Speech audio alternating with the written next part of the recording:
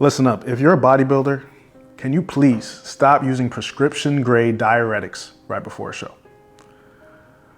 I'm going to the Olympia in about 1 week as a spectator. And the last time I was there was 2 years ago when it was in Orlando. And that day, an athlete that I used to see train when I was working up in New York died. And you know why? Most likely due to diuretics, because this is not a one-off thing. It's actually quite common around the week of a show for people to die. People that are supposed to look like they're in their best shape ever are dying because they're taking prescription grade diuretics that mess up their electrolytes and destroy their kidneys and harm their heart. All so they can get striated glutes and create this ridiculous shrink wrap appearance of everything on their body.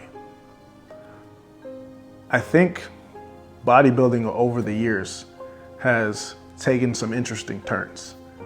When you have only one Mr. Olympia that's ever been over 6 foot, and do you know who that was? That was Arnold Schwarzenegger, the Terminator. And he was probably maybe 250, 260 pounds at like 6'2".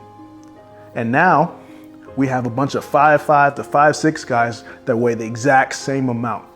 And I see these people when I go to shows. I'm like, damn, you're kind of built like a refrigerator. And how is your heart tolerating all of that stress? Because it doesn't matter whether you're 300 pounds of fat or muscle, your heart has to deal with it. Your kidney has to deal with it. So if the bodybuilding community continues to reward that level and that type of physique, it's going to encourage more and more people to do those things where they're getting really, really big and they're trying to get really, really dry. And that's not the origin of what bodybuilding was.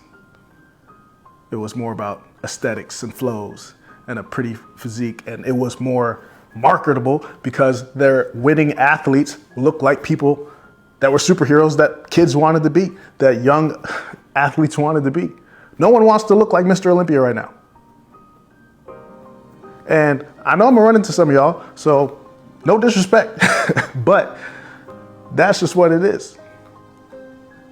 Bodybuilding used to be on ESPN. They can't put that out there right now. There's a reason why Chris Bumstead in Classic Physique is doing so well, because his physique looks healthy. It looks like something people want to aspire to be.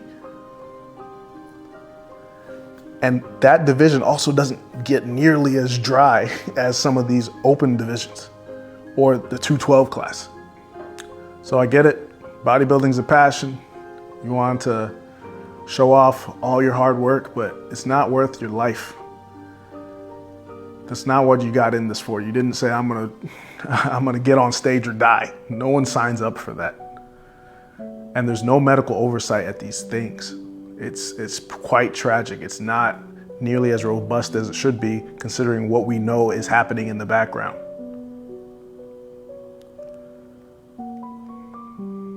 So if you're a bodybuilder, just be safe.